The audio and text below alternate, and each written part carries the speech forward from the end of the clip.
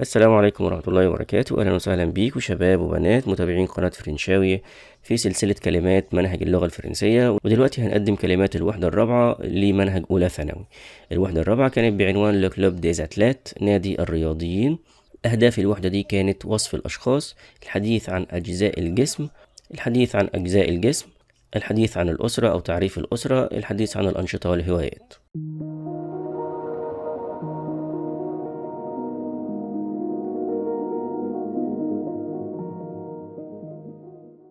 وزي ما تعودنا بيكون في بداية كل وحدة محادثة. الكلمات اللي وردت في المحادثة دي اللي موجودة قدامنا ومتقسمة كالعادة لأسماء مذكرة وأسماء مؤنثة.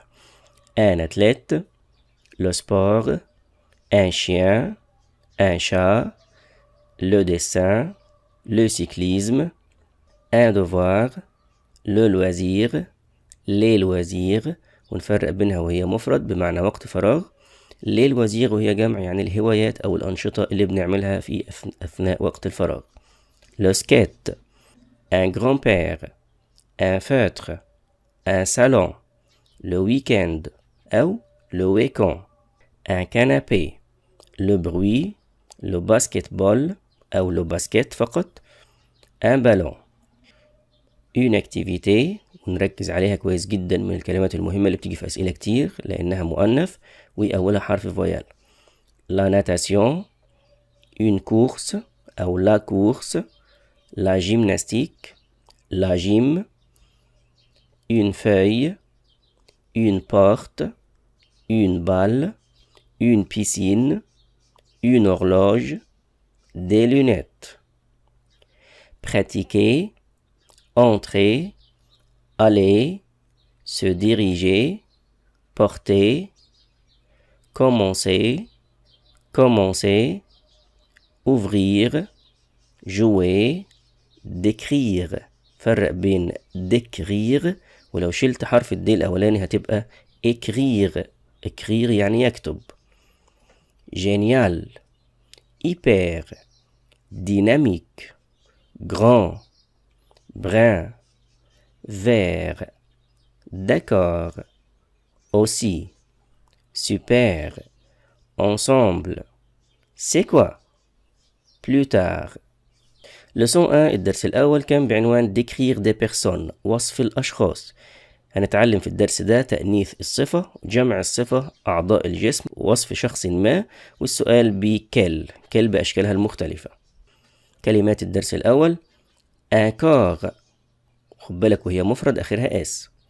un membre، un cousin، un mâle، un dentiste، un malade، un hôpital، les cheveux، une course، une personne، une taille، une barbe، une partie، une casquette، une moustache، une douleur، une fenêtre، une description.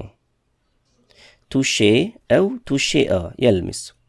marcher، écouter، manger، parler، sentir، voir، goûter، attraper، écrire، travailler، porter، participer، pratiquer، commencer، utiliser، jouer، entendre.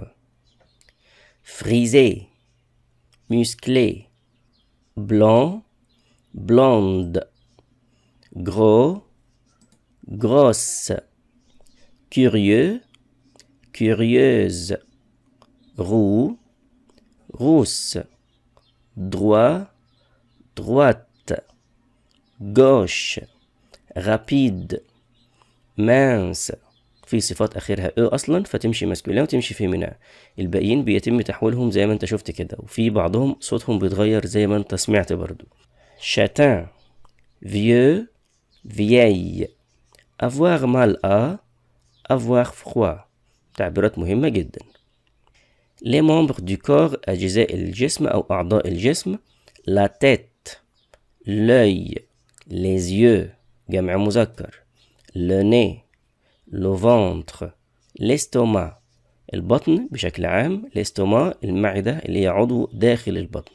le pied le bras le bras ذراع وهي مفرد آخرها اس، يعني لما تتجمع بتفضل زي ما هي. les doigts الأصابع عايز تخليها مفرد هتشيل منها الاس. le genou جنو اللي هي الركبة عايز تجمعها بتضيف لها اكس. la main la jambe la langue la bouche les oreilles les joues les dents les lèvres l'épaule. أجزاء الجسم مهمة جدا لأننا هنستخدمها فيما بعد. هنمر مرور سريع جدا على ازاي نوصف الاشخاص، واخدنا في الترم الاول ازاي نوصف الاشخاص من خلال لي كاركتير اللي هي السمات الشخصيه، اللي انت بتوصف شخصيه الانسان مالكش دعوه بشكله الخارجي او مظهره او الملموس يعني. فكنا بنقول إلي نيرفو تيميد اوردوني جونتي كوريو، دي سمات خاصه بالانسان. او إلي نيرفوز تيميد اوردوني جونتي كوريوز. في الدرس ده المفروض ان احنا هنتعلم وصف الاشخاص من الناحية الجسدية اللي هو اللو فيزيك، المظهر الخارجي او الشكل الجسماني للانسان. وهنا بنتكلم عن لو فيمينان دي زادجكتيف، تأنيث الصفات الوصفية. فهتلاقي الصفات مثلا زي بوتي بوتيت جران جراند بران برون بلان بلاند موسكلي موسكلي. هتلاقي بكل وضوح ان الصفات بتاخد او علشان تؤنثها، حتى اللي اخرها او عليها اكسون بتاخد او اضافية. أما الصفة المنتهية بأ لا تتغير زي مانس وماغر. صفات بتبقى كما هي عند التأنيث زي مارون مارون شاتان شاتان. صفات بتبقى شاذة أو لها حالات خاصة عند التأنيث زي غو غوس غرو غروس بلان بلانش لون لونج. تمام. طبعا الدرس ده مشروح بالتفصيل في الشرح، انا بس يعني قلت امر على الصفات احطها في وسط الكلمات علشان الناس تبقى فاكره الدرس، او بنعيد مراجعه الدرس بشكل سريع. لو بلوريال دي زادجكتيف جمع الصفات. الصفات غالبا بتجمع باضافه اس. بوتيت بوتيت جران جران موسكلي موسكلي، و100% الاس لا تنطق في النهايه. طيب الصفات المنتهية بإس أو إكس لا تتغير، غرو تفضل زي ما هي، غو تفضل زي ما هي، بس ده في حالة جمع المذكر. مارون مارون تفضل كما هي ولا تؤنث. اللون شاتان شاتان بياخد إس عند الجمع. الصفة شاتان لا تتغير عند التأنيث ولكنها تجمع. جون إي شاتان ماري إي شاتان، عند التأنيث ما تغيرتش لكن عند الجمع بتجمع بإضافة إس. صفات الألوان المركبة لا تتغير عند الجمع. الألوان المركبة يعني لون وشرطة ولون، أو لون وإيه ولون، اللونين جنب بعض ما بيتغيروش. عند وصف الأشخاص بنستخدم فعل être يكون ويجي بعدها صفة. avoir لديه أو عنده، لديه شعر كذا، لديه عيون كذا، لديه بشرة كذا. وفيرب porter يرتدي، يعني هنقول بقى هنا كلام عن اللبس. أو Alain est grand، Alain يكون طويل. Il a les cheveux frisés، هو لديه أو عنده شعر فريزي مجعد. Il porte des lunettes noires، يرتدي نظارة سوداء. وهنا لونيت جمع مؤنث هتلاقي نوار جمع مؤنث. Les fonctions des parties du corps، وظائف أجزاء الجسم أو أعضاء الجسم. يعني مثلا العين بنعمل بيها إيه؟ بنستخدم معها verb voir أو verb regarder. On voit avec les yeux، نرى بالعينين. On écrit avec la main، نكتب باليد. On mange avec la bouche، نأكل بالفم. On marche sur les pieds، نمشي على القدمين. On écoute avec les oreilles، بنسمع بالأذنين. On sent avec le nez، sent يشم بالأنف. On parle avec la langue، نتكلم باللسان. On touche avec les doigts، نلمس بالأصابع. الموضوعين الأساسيين على الدرس ده، الموضوع الأول المفروض إنه هو ديكريتون فيزيك، اوصف نفسك بشكل جسماني أو بشكل ظاهري. طبعا هنا نتكلم عن العمر والشكل الخارجي والكاركتير اللي هي خدناها في الترم الأول، وصف سماتك الشخصية. جو مابيل فلان، جي 16 عندي 16 سنة. جو سوي مانس، أنا أكون نحيف. إي غران، جو سوي بران، هنا هو ولد فمذكر فكاتب كل الكلام في الماسكولين. جي لي شيفو نوار، عندي شعر أسود. جي لي زيو مارون، عندي عيون بنية. جو سوي سوسيابل اي اوردوني، أنا أكون اجتماعي ومرتب أو منظم. décris le physique de ton copain، اوصف الشكل الخارجي أو الظاهري لزميلك أو زميلتك. هتتكلم بقى، شوف هو هتتكلم عن ولد ولا هتتكلم عن بنت. نفس الكلام، يتكلم عن عمره والشكل الخارجي والسمات الشخصية بتاعته. Mon copain Jean زميلي جون a 16 ans عنده 16 سنة. Il est gros هو تخين et petit وقصير أو صغير الحجم، صغير في الطول يعني. Il est blanc هو أشقر.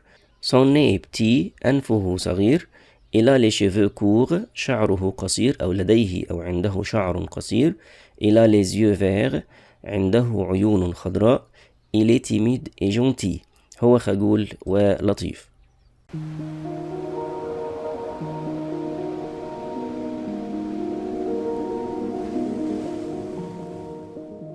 الدرس الثاني كان بعنوان Présenter et identifier sa famille. قدم وحدد هوية وعرف عائلتك أو أسرتك.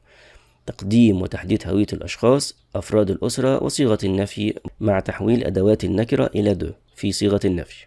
un magazine خد بالك كويس جدا من un magazine. un blog.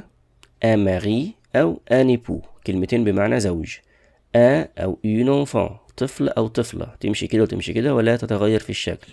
un arbre généalogique شجرة العائلة. un membre. un message. un fils. fils يعني son ابن. كلمة enfant لا تتغير في الماسكولين والفيمينات بس الأداة هي اللي بتتحول.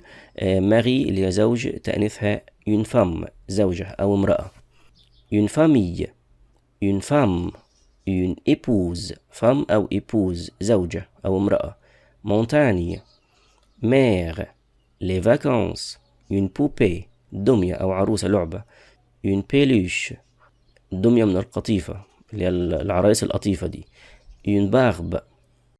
les membres de la famille أفراد الأسرة أو أعضاء الأسرة. les grands-parents الأجداد وهنا grand أخدت اس وparents أخدت اس. le grand-père.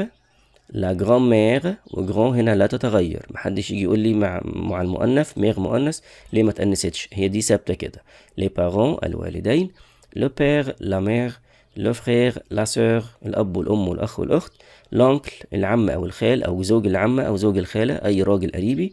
la tante العمة أو الخالة أو زوجة العم أو زوجة الخال أي ست قريبتي. le cousin ابن أي حد من قرايبي. la cousine بنت أي حد من قرايبي. porter. lire. identifier. pratiquer. poster يرسل بالبريد أو فعل مقتبس من اللغة الإنجليزية اللي هو يعمل بوست ينشر بوست أو ينشر منشور على وسائل التواصل. comparer. jouer. envoyer. unique. chauve. blanc. blonde. il y a. blanc. blanche. curieux. curieuse. pendant. faire connaissance يتعرف على. مهمة الجزئية بتاعة تعريف أفراد الأسرة. mes grands-parents أجدادي مين هم دول؟ ce sont إنهم يكونوا les parents de mes parents. les parents de mes parents والداي الأب والأم بتوع أبويا وأمي. mon grand-père جدي c'est le père de mon père ou ma mère هو أبويا أو أبو أمي. ma grand-mère جدتي c'est la mère de mon père ou ma mère هي أبي أو أمي. mon frère أخي c'est le fils هو ابن mes parents ابن والداي. ma sœur أختي c'est la fille de mes parents هي بنت والداي. mon oncle عمي أو خالي c'est le frère de mon père ou ma mère هو أخو أبي أو أخو أمي. ma tante عمتي c'est la sœur de mon père هي أخت أبي ou ma mère أو أمي. mon cousin ابن عمي c'est le fils de mon oncle هو ابن عمي أو ma tante عمتي. ma cousine بنت عمي أو بنت عمتي c'est la fille de mon oncle ou ma tante هي بنت عمي أو بنت عمتي. الموضوعين الأساسيين في الدرس ده الأول فيهم présente ta famille قدم عيلتك. عدد الأفراد أو عدد الأشخاص. الأعمار والفيزيك والوصف الشكلي أو الوصف الخارجي وممكن برضو الكاركتير. J'ai une petite famille عندي أسرة صغيرة. il y a 5 personnes يوجد 5 أفراد أو أشخاص dans ma famille في أسرتي. mon père علي أبي علي est professeur يكون مدرس. il est chauve هو أصلع et mince ونحيف. ma mère منى أمي منى est médecin تكون طبيبة. elle a les yeux verts عندها عيون خضراء. mon frère نبيل أخي نبيل a 8 ans عنده 8 سنين. il est roux هو أصهب لونه محمر كده. et petit وصغير. Moi أنا je suis lycéen. أنا طالب ثانوية. J'ai les cheveux frisés. أنا عندي شعر مجعد. الموضوع الثاني présente et décrit le physique de ton grand-père. قدم ووصف يعني المظهر الخارجي لجدك. اتكلم عن اسمه ويستخدم ديناميك يعني حيوي أو نشيط ولونات نظارة. Mon grand-père s'appelle Gérard. جدي اسمه كذا. Il a 70 ans. عنده 70 سنة. Il aime le tennis et le basket. بيحب التنس والباسكت. Il est hyper dynamique. هو نشيط جدا أو حيوي جدا. Il porte des lunettes. هو يرتدي نظارة. Il a une barbe blanche. عنده لحية بيضاء. Il est chauve. إنه أصلع.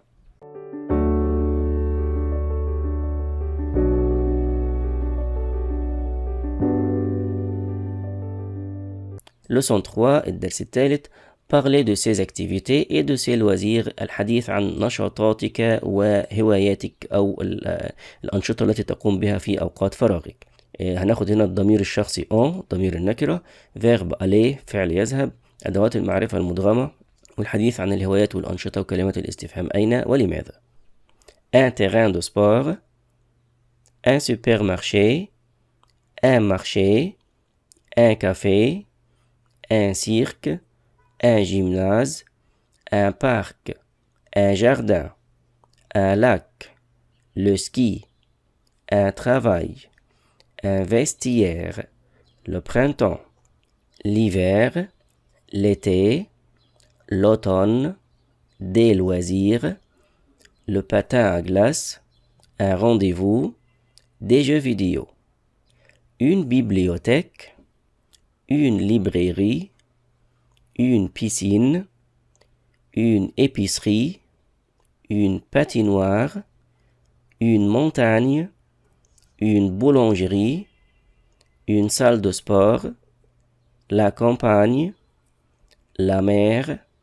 la montagne. les toilettes. des affaires. une cantine. la mode. une étude. une activité. rentrer. préparer. faire. réserver. organiser. trouver. téléphoner à. nager. Alors. nécessaire. pendant. devant. الموضوع الأول parle de tes activités pendant le week-end. تحدث عن نشاطاتك في الويك-end.